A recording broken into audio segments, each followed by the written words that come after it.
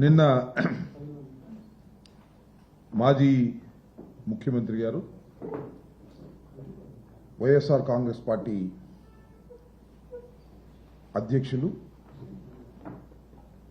జగన్మోహన్ రెడ్డి గారు నిన్న press meet పెట్టి సుదీర్ఘంగా చాలా విషయాలను మీడియా ద్వారా ప్రజలకు చెప్పేటటువంటి ప్రయత్నం చేశారు. ముఖ్యంగా ప్రస్తుతం ఉన్నటువంటి ప్రభుత్వం అనుసరిస్తున్నటువంటి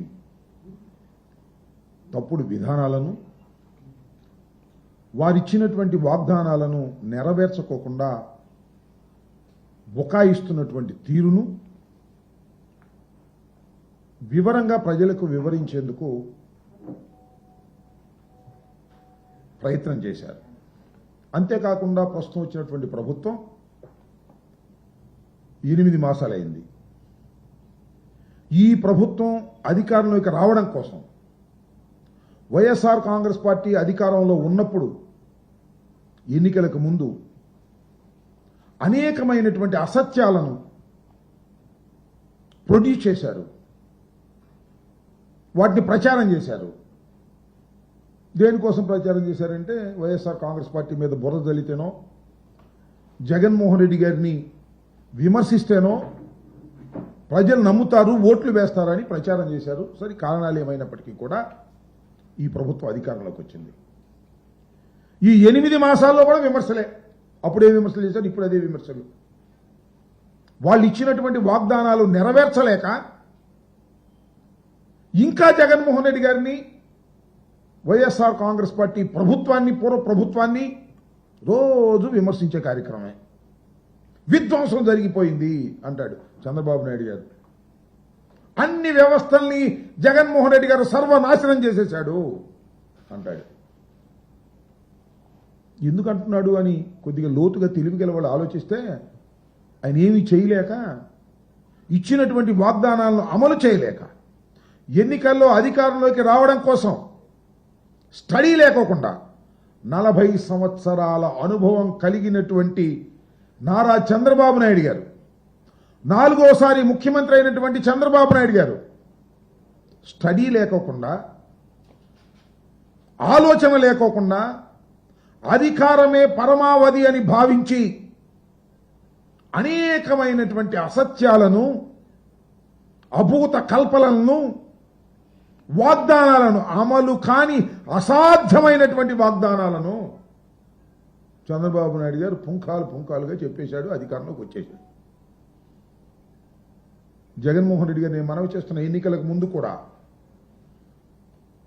ఏ రోజున కూడా తాను చేయలేనటువంటి అంశాలను చేసేటటువంటి ప్రయత్నం చేసేటటువంటి కార్యక్రమమే చేయలేదు. మీరు గుర్తుపెట్టుకోండి.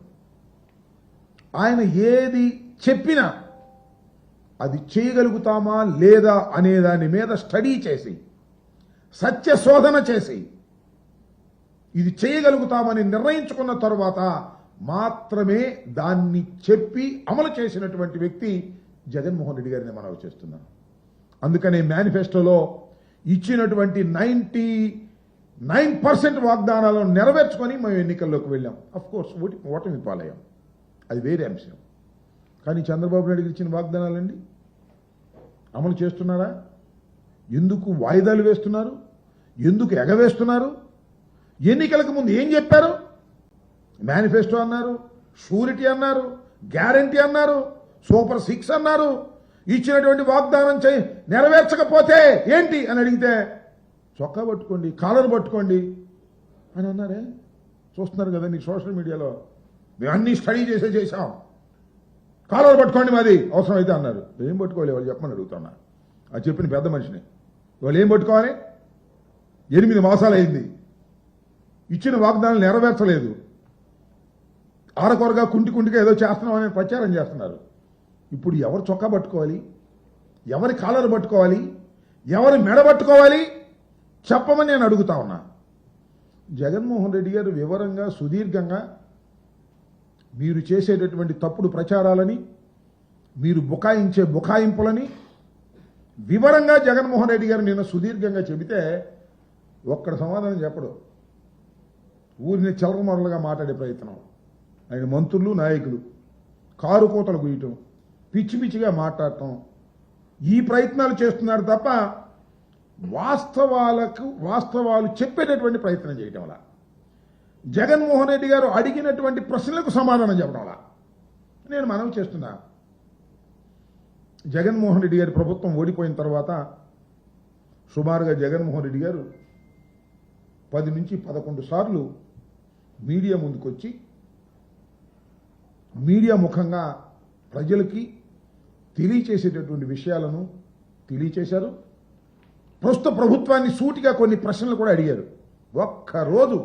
ఒక్క ప్రయత్నం కూడా, ఒక్క ప్రశ్నకు సమాధానం కూడా చెప్పాల చంద్రబాబు నాయుడు గారు లేదా కూటమి ప్రభుత్వం. ఎంత అన్యాయం అండి! ఏం చెప్తారండి? జగన్మోహన్ రెడ్డి గారి టైంలో 14 లక్షల కోట్ల రూపాయలు అప్పు చేశాడన్నారు. చివరకు చూస్తే మళ్ళీ ఆయనే 6 లక్షల కోట్లని బడ్జెట్లో పెట్టాడు. చెప్పే ప్రచారం వేరు, ప్రాక్టికాలిటీ వేరుగా కనిపిస్తున్నటువంటి పరిస్థితులు మనకు కనిపిస్తూ ఉన్నాయి. చాలా చిత్రం ఏంటంటే జగన్మోహన్ రెడ్డి గారు మొన్న మీడియాలో కూడా అడిగారు, దానికి సమాధానమే చెప్పలేదు. రాష్ట్ర ఆదాయం తగ్గిపోయింది, ఇది ఫ్యాక్ట్. టోటల్గా రాష్ట్రానికి రావాల్సిన ఆదాయం 8 మాసాల్లో తగ్గిపోయింది. తగ్గిపోతే జిఎస్డిపి పెరిగిందని చూపిస్తాడు. అదేంటో ఇది అశాస్త్రీయంగా జిఎస్డిపి పెరిగిందంట, ప్రభుత్వ ఆదాయం టఫామని తగ్గిపోయింది, జిఎస్డిపినేమో పెరిగిందని చూపిస్తాడు. ఎట్లా పెరిగిద్దా చెప్పబోయే దానికి సమాధానం చెప్పరు.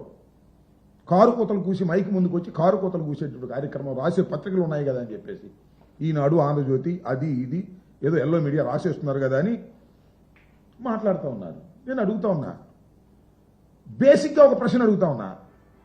అయ్యా జగన్మోహన్ రెడ్డి గారు, అయ్యా కూటమి ప్రభుత్వ పెద్దలు, మైక్ ముందుకొచ్చి జగన్మోహన్ రెడ్డి గారికి సమాధానం చెప్పలేక కారు కూత కూస్తున్నటువంటి వ్యక్తులు, నోటికొచ్చినట్టుగా మాట్లాడుతున్నటువంటి మంత్రులు అడుగుతా ఉన్నా, ఏమండి మా హయాంలో 2.73 లక్షలు 2,73,00,000 జగన్మోహన్ రెడ్డి గారు సంక్షేమానికి బటన్ నొక్కి డైరెక్ట్గా వారి అకౌంట్లోకి వేశాం. There is no pilferage. ఎక్కడా కూడా అవినీతి లేదు, పైసా అడిగే ప్రశ్న లేదు, డైరెక్ట్గా వాళ్ళ అకౌంట్లోకి వేశాం. అయ్యా మీరు వచ్చారు కదా, చిత్రం ఏంటంటే జగన్మోహన్ రెడ్డి గారు దిగిపోయిన తర్వాత చంద్రబాబు నాయుడు వచ్చిన తర్వాత 1.45 లక్షలు కోట్లు అప్పు చేశారు. ఎవరు? మన చంద్రబాబు నాయుడు గారు. చేసి ఏం చేశామా? బటన్ నొక్కామా? బటన్ నొక్కి ఇచ్చేటటువంటి ప్రయత్నం చేశామా? ఎన్నికలకు ముందు ఏం చెప్పాడు చూసారా? సంపద సృష్టిస్తా. బటన్ నొక్కడం ఏంటి? ముసలమ్మ నొక్కింది బటన్కి ముందు పెడితే అన్నాడు. నొక్కు, ముసలోడు కదా నువ్వు కూడా నొక్కు, బటన్ నొక్కలేవు. పోనీ నువ్వు ముసలోడు అయిపోయావు అనుకో, నీ కుమార్ చేత నొక్కించు, అది నొక్కలేవు. అప్పుడు జగన్మోహన్ రెడ్డి గారు 2,75,00,000 రూపాయలు పేద ప్రజలకు బటన్ నొక్కి ఇస్తే దాన్ని అవహేళన చేశావు. ఇవాళ బటన్ నొక్కడానికి నీ దగ్గర దమ్ము లేదు. ఆర్థికంగా రాష్ట్రం దెబ్బతినిపోయి ఇది ఈ నొక్కలేకపోవడానికి కారణం ఎందుకో తెలుసా? అంటే జగన్మోహన్ రెడ్డి సర్వనాశనం చేశాడు, వ్యవస్థలను నాశనం చేశాడు. ఇలాంటి కుంటి సాకులు, పనికిమాలిన సాకులు చెప్పేటటువంటి ప్రయత్నం చంద్రబాబు నాయుడు గారు చేస్తున్నారు తప్ప సూటిగా దేనికి సమాధానం చెప్పడే. ఇదిగో జగన్మోహన్ రెడ్డి గారు ఇలా ప్రశ్నించాడు, దీనికి ఇది సమాధానం, ఇదిగో లెక్కలివి. అదేమంటే నేను ఐటీలో దిట్ట, నాకు 73 ఏళ్ళు దాటిన ఐటీలో నేను బాగా దిట్ట, ఇట్లాంటి మాటలన్నీ మాట్లాడేటటువంటి ప్రయత్నం చేస్తున్నారు చంద్రబాబు నాయుడు గారు. మొన్న ఇటీవలే నిన్న జగన్మోహన్ రెడ్డి గారు కూడా చెప్పాడు, నీతి ఆయోగ్ రిపోర్ట్ తీసుకున్నాడండి చంద్రబాబు నాయుడు గారు.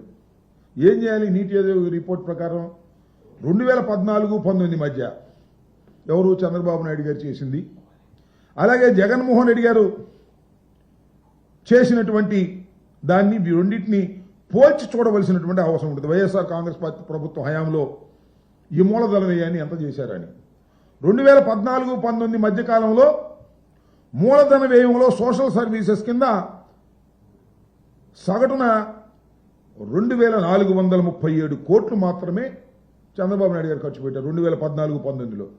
మరి వైఎస్ఆర్ కాంగ్రెస్ ప్రభుత్వం అధికారంలోకి వచ్చిన తర్వాత అదే అక్షరాల 5,224 కోట్లు ఖర్చు పెట్టాం. మాది గొప్ప అని చెప్తాడు ఆయన మాది గొప్ప అని చెబితే టీవీలను టకటకటక చూపిస్తాయి. ఆయనకు అనుకూలంగా ఉన్నవాళ్ళు పత్రికల్లో ఫ్రంట్ పేజీలు రాసి పారేస్తారు. ఎంత అన్యాయంగా రాస్తారంటే లిక్కర్ స్కామ్లో మిథున్ రెడ్డి అంట. మిథున్ రెడ్డిని అరెస్ట్ చేయాలని. అసలు మిథున్ రెడ్డికి ఏం సంబంధం లిక్కర్ స్కామ్లో? మిథున్ రెడ్డి ఏమన్నా ఎక్సైజ్ మినిస్టర్ చేశాడా? వాళ్ళ ఫాదర్ ఏమైనా ఎక్సైజ్ మినిస్టర్ చేశాడా? ఆయన ఏమో వేరే శాఖ, మిథున్ రెడ్డి ఏమో పార్లమెంటు సభ్యుడు. ఆయన మీద మిథున్ రెడ్డి లిక్కర్ స్కాము అని ఒక నాటకం నడిపి ఏదో ఒక విధంగా ఆయన్ని ఇబ్బంది పెట్టాలనేటువంటి ఒక ప్రయత్నం ఇవాళ చంద్రబాబు నాయుడు గారు చేసేటటువంటి కార్యక్రమం చేస్తున్నారు. కాబట్టి చంద్రబాబు నాయుడు గారు చెప్పే మాటలు ఉంటాయి, చూస్తాం కదా మనం. నేను నిప్పు, గాడిద గుడ్డు, వంకాయ పులుసు, నేను కంప్యూటర్లో గొప్పోడిని, అసలు కంప్యూటర్ కనిపెట్టింది నేనే, చెప్పు దీనికి లెక్కలు కంప్యూటర్లో చూసి అన్ని ఆధారాలతో చెప్పు. నేను అడుగుతా ఉన్నా చంద్రబాబు నాయుడు గారి సూటిగా, కూటమి ప్రభుత్వాన్ని అడుగుతా ఉన్నా, జగన్మోహన్ రెడ్డి గారు నిన్న అడిగినటువంటి ప్రశ్నలకు ఆధారాలతో సమాధానం చెప్పగలిగినటువంటి దమ్ము మీకుంటే కమ్ టు ది ప్రెస్. ఊరికిన పిచ్చివాగుడు వాడి చేత వీళ్ళ చేత వాగించడం కాదు, లెక్కల ప్రకారం చెప్పేటటువంటి దమ్ము మీకు లేదని కూడా ఈ సందర్భంగా నేను మనవి చేస్తున్నా. ఈ రకంగా చంద్రబాబు నాయుడు గారు ఇలాంటి తప్పుడు ప్రచారాలు చేసేటటువంటి కార్యక్రమం చేస్తున్నారు. అసలు మీకు ఇంకోటి కూడా గుర్తు చేస్తా. ఏమన్నారండి ఉద్యోగస్తులకి 1వ తారీఖున డబ్బులు పడిపోతాయి, జగన్మోహన్ రెడ్డి గారిలా కాదు 3వ తారీఖు పడిపోతాయి అన్నారు. 1 నెల పడ్డాయి, ఇప్పుడు పడుతున్నాయా? మొదటి వారంలో 1వ తారీఖున పడే ప్రశ్న లేదు. ఉద్యోగాలు ఇస్తామన్నారు, ఉన్న ఉద్యోగాలు పీకి పారేశారు. ఏదో పిచ్చి లెక్క పట్టుకుని మనం చెబుతున్నాడు ఎవరైనా, లోకేష్ గారు ఏదో 6 లక్షల కోట్లు ఇన్ని ఉద్యోగాలు, ఊరిన కాగితం మీద చెబితే సరికాదు, ప్రాక్టికల్గా ఉండాలి కదా. నేను మనవి చేస్తున్నా, చంద్రబాబు నాయుడు కొత్తగా ఏమి వెళ్ళా ఎక్కడికి, దావోస్కి. చంద్రబాబు నాయుడు వెళ్ళినప్పుడల్లా ఎంఓఐలు తీసుకొచ్చాడు, ఈసారి ఎంఓఐలు తీసుకురాలా. అదేమంటే వెళ్ళినప్పుడల్లా ఎంఓఐలు వస్తాయా? అసలు వెళ్ళక ముందే వచ్చేసినాయండి ఎంఓఐలు. అబద్ధం చెప్పడానికి కానీ సిగ్గుండాలా, అతికేదట్టు ఉండాలా. ఇంతకుముందు చాలాసార్లు దావోస్ వెళ్ళాడు కదా ఆయన. 14 సంవత్సరాలు ఇంతకుముందు ముఖ్యమంత్రి చేసినప్పుడు వెళ్ళినప్పుడల్లా ఎంఓఐలు తీసుకొచ్చేవాడు. ఈసారి ఎంఓఐస్ లేవు. ఏంటంటే అక్కడికి వెళ్ళి రెడ్ బుక్ మాట్లాడితే ఎవరు చేస్తాడు సంతకాలు చెప్పండి, నాకు అర్థం కదా. అక్కడికి వెళ్ళి రెడ్ బుక్ గురించి మాట్లాడతాడు, అక్కడికి వెళ్ళి ఉప ముఖ్యమంత్రి గురించి మాట్లాడతారు. ఈ యావ తప్ప రాష్ట్రాన్ని బాగు చేయాలని యావే లేదు. జగన్మోహన్ రెడ్డి గారు మళ్ళీ ఎక్కడ అధికారంలోకి వస్తాడనేటువంటి భయంతో ఆయన మీద తట్టల బురదలాంటి కార్యక్రమం చేసేటటువంటి ప్రయత్నం చేస్తున్నారు. ఇది చాలా దుర్మార్గమైనటువంటి విషయం. నేను ఇవాళ కూడా చెప్తూ ఉన్నా, కూటమి ప్రభుత్వానికి, చంద్రబాబు నాయుడు గారికి, వాళ్ళ అబ్బాయికి మీ దగ్గర సిన్సియారిటీ ఉంటే, చిత్తశుద్ధి ఉంటే, ప్రతిపక్ష నాయకుడు మాజీ ముఖ్యమంత్రి జగన్మోహన్ రెడ్డి గారు అడిగినటువంటి ప్రశ్నలకు సూటిగా ఆధారాలతో సమాధానం చెప్పి మీ ఇష్టం వచ్చినట్టు చెత్త మాట్లాడుకోండి, మాకు అభ్యంతరం లేదు. చెత్త తప్ప ఏం మాట్లాడలే నేను. మిగిలిన చెత్త మాట్లాడితే మీకు తప్పనిసరిగా గుణపాఠం వస్తుంది. మళ్ళీ మిమ్మల్ని చిత్తుగా ప్రజలు ఓడిస్తారు. మీరేదో మేము బ్రహ్మాండమైన స్ట్రైక్ రేటుతో వచ్చాము, జగన్మోహన్ రెడ్డి గారిని 11 సీట్లకు పడగొట్టాము అనేటువంటి ఒక అహంభావంతో ఏమీ చేయకపోయినా ప్రజలు మాకు ఇస్తారు, అమలు చేయకపోయిన హామీలను ప్రజలు మాకు తిరిగి ఇలా కొనసాగిస్తారు అనుకునేటువంటి ఒక అహంభావంతో మీరు ఇవాళ ప్రవర్తన చేస్తున్నారు. ఇది సరైనటువంటి విధానం కాదు. మీరు ఎప్పుడు అసత్యాలను వండి వార్చేటటువంటి కార్యక్రమంలోనే మీరున్నారు. మీ రాజకీయ బ్రతుకంతా కూడా అసత్యాలు, అన్యాయాలు, అక్రమాల మీదే నిర్మించుకున్నారు. అది శాశ్వతం కాదని కూడా ఈ సందర్భంగా నేను మీ ద్వారా వారికి తెలియపరుస్తున్నాను. మరొకసారి చెప్తున్నాను, జగన్మోహన్ రెడ్డి గారి మీద ఊరికినే మైక్ దొరికింది కదా అని ప్రెస్ మీట్లు పెట్టి ఇష్టం వచ్చినట్టుగా మాట్లాడటం కాదు. సూటిగా సమాధానం చెప్పే దమ్ముందో లేదో తెలుసుకోండి. జగన్మోహన్ రెడ్డి గారు నిన్న సుదీర్ఘంగా అనేక విషయాల మీద చక్కగా వివరణ ఇచ్చారు, కొన్ని ప్రశ్నలు అడిగారు. ఆ ప్రశ్నలకు దమ్ముంటే సమాధానం చెప్పండి, లేకపోతే మీ పని మీరు చూసుకోండి తప్ప ఏదో చెత్తవాగుడు వాగే కార్యక్రమం దయచేసి ఆ మంత్రివర్గ సభ్యులకి కారు కూతలు కూస్తున్నటువంటి వ్యక్తులకి కూడా మీ ద్వారా వారికి చెప్పదలుచుకున్నాను. 2.0 పేరుతో జగన్మోహన్ రెడ్డి గారు అహరికల్లి అహంకారంతో మాట్లాడుతున్నాడు. అలా వచ్చే సీట్లు రావు, 35 సంవత్సరాలు ఉంటానంటున్నాడు. సరే, ఎవరంటున్నారన్నమాట? ఈ దగ్గర పనిచేసిన మా ఎమ్మెల్యే గారు పార్థసారథి గారు ఇప్పుడు అంటే మా దగ్గర పనిచేసిన పార్థసారథి గారు అక్కడికి వెళ్ళి మాట్లాడి ఎక్కువ మార్కులు కాజేయాలని చూస్తున్నాడేమో. ఆయనకి ఎన్నో ర్యాంక్ ఇచ్చారయ్యా? 24 అనుకుంటా. కింద నుంచి సెకండ్ ఇచ్చారు ఆయనకి. ఒకటయ్యా, ఇక్కడి నుంచి వెళ్ళిన కొద్దిగా ఓవర్ యాక్షన్ చేయకపోతే చంద్రబాబు నమ్మడు. అందువల్ల చెప్తున్నాడేమో బహుశా నేను అనుకుంటున్నట్టని. అందువల్ల జగన్మోహన్ రెడ్డి గారు ఏది చెప్పినా చాలా స్టడీ చేసి చెప్తారు. చెప్పింది ప్రతి మాట నెరవేర్చుకున్నాడు. Almost all 99%. చంద్రబాబు చెప్పింది ఏది నెరవేర్చలేదు. నెరవేర్చే స్వభావం కాదు. సూపర్ 6 అన్నాడు, సూపర్గా చీట్ చేసి పారేశాడు ప్రజల్ని. అప్పుడు కూడా అంతే. పోయినసారి కూడా ఏం చేశాడు? పోయినసారి మొత్తం రైతు రుణమాఫీ అన్నాడు, ఎగ్గొట్టేశాడు. చంద్రబాబుకు అలవాటు అయిపోయింది. ఈసారి ఇక చంద్రబాబును ప్రజలు నమ్మే పరిస్థితి లేదని నేను నమ్ముతున్నా. అభివృద్ధి వైపు అంటే ఏంటి? గుంటలు పడవటమా? రోడ్లు గుంటలు పడటమా అభివృద్ధి అంటే? నాకు అర్థం కాదు, చెప్పండి. లేకపోతే 26 ఏంటి ఏమారు వచ్చినాయి అప్ప, నిర్మాణం అవ్వాలిగా. కాగితాల మీద చాలా వస్తాయి. సెంట్రల్ గవర్నమెంట్ ఆర్ఓబీలు అంటే సెంట్రల్ గవర్నమెంట్ స్టేట్ గవర్నమెంట్ కలిపి చేసే క్రమంలో వస్తాయి. అవి కాదు నేనేది. 26,000 కోట్లు తీసుకొచ్చి అమరావతిని అభివృద్ధి చేస్తా అంట. 26,000 కోట్లు అప్పు తీసుకొచ్చి, విన్నావా? 26,000 కోట్ల రూపాయలు అప్పు తీసుకొచ్చి రాజధానిని నిర్మిస్తారంట. ఏమో నాకు అర్థం కాల. అసెంబ్లీ లేదు, సెక్రటేరియట్ లేదు, హైకోర్టు లేదు, అన్నీ తాత్కాలికం. మళ్ళా 26,000 కోట్ల రూపాయలు అప్పు పెట్టుకున్నారు. సెంట్రల్ గవర్నమెంట్ గ్యారంటీ ఇచ్చింది. డబ్బులు రిలీజ్ అయిన తర్వాత శ్రీమద్ రమారమణ గోవిందో సగం తినేస్తారు అంతే. ఇది జరిగే విషయం. మరి ఎన్నిటికి కూడా గ్యారంటీ ఇచ్చాడు ఇంకో ఆయన. ఈ సూపర్ 6కి, హామీలకి, అన్నిటికీ. ఆయన జ్వరం వచ్చి పడుకున్నాట. మరి ఏంటో మన మంత్రివర్గానికి కూడా రాను. గ్యారంటీ ఇచ్చిన ఆయన, గ్యారంటీ సంతకం పెట్టిన ఆయన అసలు మాట్లాడట్లా. నిన్న క్యాబినెట్ మీటింగ్ కూడా రాలా. అదేంటంటే ఆయనకి వెన్నుపూసలు నొప్పిగా ఉంది, జ్వరం ఉన్నారు. నిజమేమో నాకు తెలియదు. కానీ ఇది రాష్ట్రం ఉన్న పరిస్థితి. రాష్ట్రం అధ్వానంగా తయారవుతుంది. ఇచ్చిన హామీలు నెరవేర్చడం లేదు. అభివృద్ధి మాత్రం ఈనాడు ఫ్రంట్ పేజీలో ఉంటుంది, లేదా ఆంధ్రజ్యోతి మొత్తం టోటల్ పేజీలో ఉంటుంది. ప్రాక్టికల్గా మాత్రం జీరో అభివృద్ధి, సంక్షేమం ఎగ్గొట్టాడు. ఇది జరిగినటువంటి విషయం. ఓకే,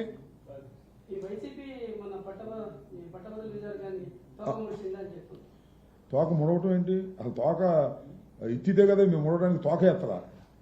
తోక ముడిచేది ఎప్పుడంటే నామినేషన్స్ విత్డ్రా చేసుకుంటే. మేము ముందే ప్రకటించాం కదా, 2 నెలల క్రితమే ప్రకటించాం మేము we're not going to contest అని. ఓడిపోతామనో గెలుస్తామనో మా స్ట్రాటజీలు మాకున్నాయి.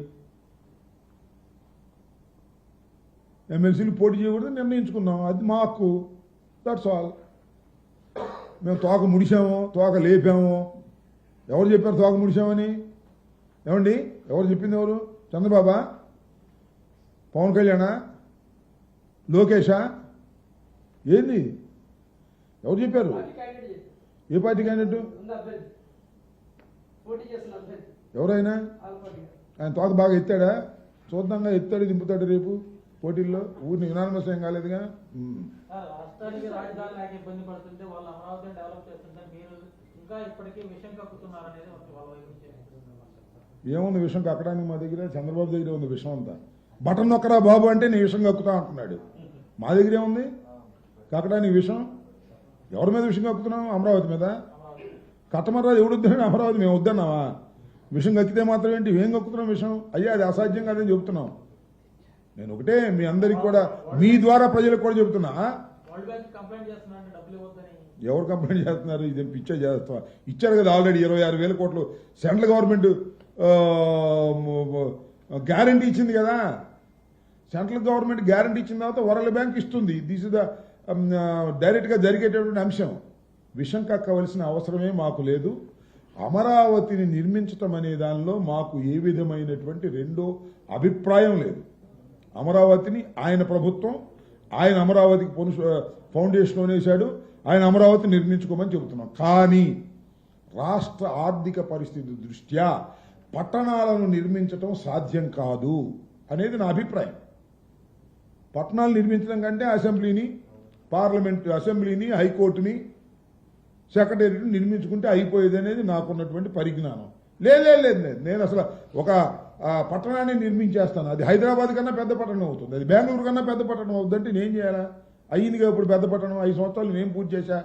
ఈ 5 సంవత్సరాలు పూర్తి చేయి, శబాష్, మెచ్చుకుంటాం. 26,000 కోట్లకు అప్పుకు వెళ్ళావు. దేనికి 26,000 కోట్లు అప్పు దేనికో తెలుసా? ఓన్లీ ట్రంక్ ఇన్ఫ్రాస్ట్రక్చర్, రోడ్లు వరకే, నిర్మాణం కాదు, మొత్తం కాదు. అప్పుడు ఏదో నవ సిటీలు అన్నారు కదా, అవేం కాదు, ఓన్లీ ట్రంక్ ఇన్ఫ్రాస్ట్రక్చర్ మాత్రమే. అంటే రోడ్లు మాత్రమే వేయడానికి 26,000 కోట్ల రూపాయలు అప్పు తీసుకొస్తున్నారు. దానిలో 10,000 కోట్లు శ్రీమద్ రమారమణ గోవిందో. పోయినసారి 2,500 కోట్లు ఖర్చు పెట్టారు రాజధానికి, తెలుసు కదా మీకు. కేంద్ర ప్రభుత్వం ఇస్తే, విభజన చట్టం ప్రకారం కేంద్ర ప్రభుత్వం 2,500 కోట్ల రూపాయలు ఇస్తే ఏమైంది? ఇప్పుడు తుప్పలు చెట్లు అవి కొట్టడానికి మొన్న ఎన్నో 6 కోట్లు 5 కోట్లు ఎన్నో 60 కోట్లు ఖర్చు పెట్టారంట. ఇది జరిగినటువంటి పరిస్థితి. చంద్రబాబుకి మనం అనకూడదు, ఎందుకంటే 40 సంవత్సరాల సీనియరు, అన్నీ తెలిసిన ఆయన అనుకుంటాడు. ఆయనకి ఏం తెలియదని నేను చెబుతున్నాను.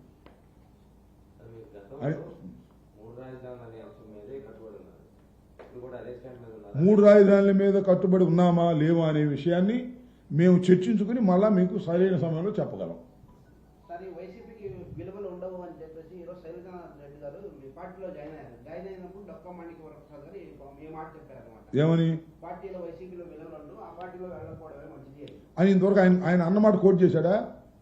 తప్పుకోయా, ఆయన అన్నమాట మాణిక్ వరప్రసాద్ గారు కోట్ చేశారా? అది ఈరోజు మా మీడియాలో మాట్లాడతారు. ఎవరు? మాణిక్ వరప్రసాద్ గారా? ఒకసారి మీరు యూట్యూబ్ కొట్టి మాణిక్ వరప్రసాద్ గారు కాంగ్రెస్లో ఉన్నప్పుడు ఏమన్నాడు, వైసీపీలో జగన్మోహన్ రెడ్డి గారి దగ్గరికి వచ్చినప్పుడు ఏమన్నాడు, అలాగే చంద్రబాబు నాయుడు గారి దగ్గరికి వెళ్ళి ఎమ్మెల్సీ తీసుకున్నప్పుడు ఏమన్నాడు, మళ్ళా జగన్మోహన్ రెడ్డి గారి దగ్గరికి వచ్చి ఎమ్మెల్సీ తీసుకున్నప్పుడు ఏమన్నాడు, అన్నీ వరుసనే చదవండి, మీకు అర్థమైంది. దీన్ని సమాధానం చెప్పాల్సిన అవసరంలా. మాణిక్ వరప్రసాద్ గారు కాంగ్రెస్, మళ్ళీ అట వచ్చాడు ఎక్కడికి? వైసీపీకి. మళ్ళీ వెళ్ళిపోయి మళ్ళీ తెలుగుదేశం, మళ్ళీ తెలుగుదేశం వైసీపీ, మళ్ళీ వైసీపీ తెలుగుదేశం అన్నప్పుడల్లా ఒకసారి యూట్యూబ్లో మీరు కొట్టి, ఆయన చంద్రబాబు నాయుడు గారి సమక్షంలో తెలుగుదేశంలో చేరినప్పుడు, జగన్మోహన్ రెడ్డి గారి సమక్షంలో వైసీపీలో చేరినప్పుడు, మళ్ళా చంద్రబాబు నాయుడు గారి సమక్షంలో తెలుగుదేశంలో చేరినప్పుడు, రాజశేఖర రెడ్డి గారు మంత్రివర్గంలో ఉన్నప్పుడు, బయటలన్నీ ఒక్కసారి ఆయన చూపించండి ఆయనకు ఒకసారి, లేకపోతే మీరన్నా చూడండి ఎంత తేడా ఉండదు. ఆయన ఇంకొకరిని శైలజానాథ్ను విమర్శించే అంత శక్తి ఆయనకి ఉందంటే, పెద్దవాడే శైలజానాథ్ కన్నా పెద్దవాడు, సీనియరే కావచ్చు, కానీ శైలజానాథ్ కొద్దిగా క్యారెక్టర్ కలిగినటువంటి వ్యక్తి. ఎవరికి స్నేహితం వేరు, స్నేహితుడు నాకు చంద్రబాబు కూడా స్నేహితుడు. అదేంటి? పవన్ కళ్యాణ్ గారు కూడా స్నేహితుడు నాకు. మా పవన్ కళ్యాణ్ గారు కూడా స్నేహితుడే, చంద్రబాబు నాయుడు కూడా స్నేహితుడే, లోకేష్ కూడా మాకు స్నేహితుడే బాబు. స్నేహితానికి దీనికి సంబంధం ఉంది. రేవంత్ రెడ్డి కులగన్న పూర్తి చేశాడు, ఎస్సీలకు కానీ బీసీలకు కానీ అండగా ఉన్నాడు. వర్గీకరణకు సపోర్ట్ గా ఉన్న చంద్రబాబు దళితులకి అండగా ఉన్నారు. కానీ దళిత ద్రోహి జగన్ అనేది డొక్కా మాణిక్యవరప్రసాద్ ప్రతిరోజు చెప్పే మాట. అంతకుముందు ఒకసారి జగన్మోహన్ రెడ్డి గారి దగ్గర ఉన్నప్పుడు కొట్టి చూడు, దళిత బాంధవుడు జగన్మోహన్ రెడ్డి గారు అంటాడు, ఇప్పుడేమో దళిత ద్రోహి జగన్ గారు అంటాడు. 4-5 నెలలు మళ్ళీ చంద్రబాబును కూడా దళిత ద్రోహి అంటాడేమో చూద్దాం. నేను పిలవసరం లేదు, ఎక్కడేం జరిగిందో చెప్పలేవు రాజకీయాల్లో. ఇంకొక 6 నెలల్లో సంవత్సరం అయిన తర్వాత చంద్రబాబు అంత దళిత ద్రోహి ఎవ్వడూ లేడు అన్నా కూడా మీరేమీ ఆశ్చర్యపడాల్సిన అవసరం లేదు. నేను చెప్పింది కొద్దిగా నోట్ చేసుకోండి ప్లీజ్. ఇంకా రైట్, థ్యాంక్ యూ.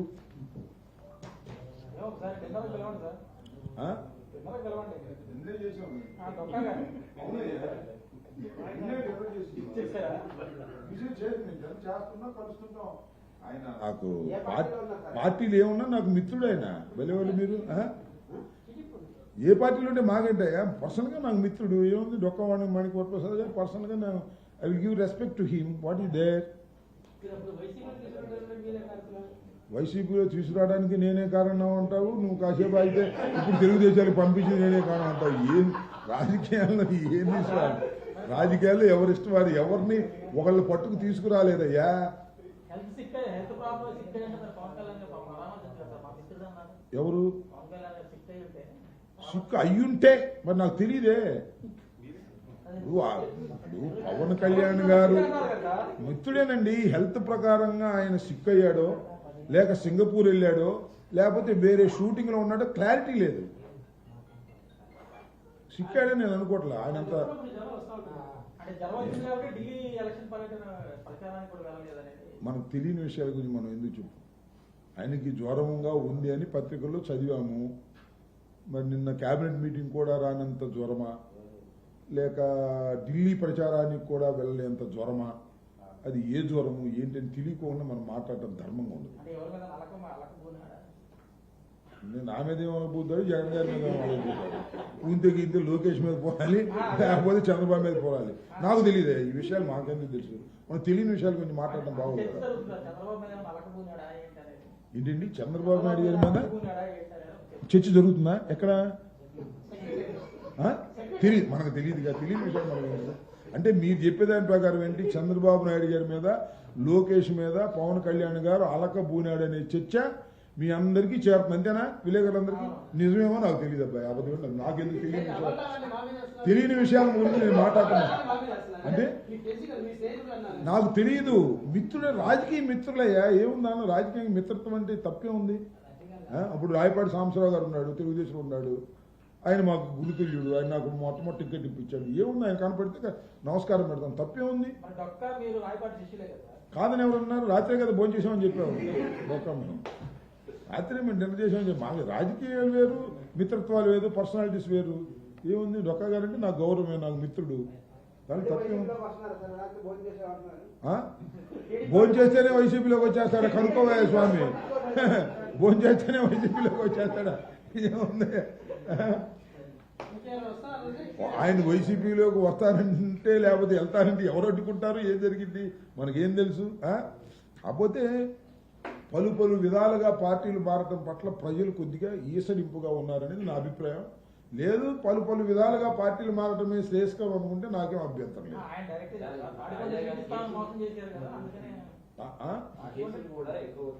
ఏంటి మా పార్టీ నాయకుల మీద ఎక్కువ అవుతున్నాయా? ఇంకా అవుతాయి, ఏముంది దానిలో. ఇప్పుడు చంద్రబాబు నాయుడు గారు రెడ్ బుక్ ఓపెన్ చేసిన తర్వాత పార్టీ నాయకుల మీద కేసులు ఎక్కువ అవడం అనేది చాలా న్యాచురల్, అవుతూ ఉంటాయి. నా మీద కూడా ఆ మధ్యన ఎస్సీ ఎస్టీ అట్రాసిటీస్ కేసు పెట్టారా? పోలీస్ స్టేషన్ ముందు ధర్నా చేశారు, కేసు పెట్టారా? రేపు ఏం కేసు పెడతారు మనకేం తెలుసు.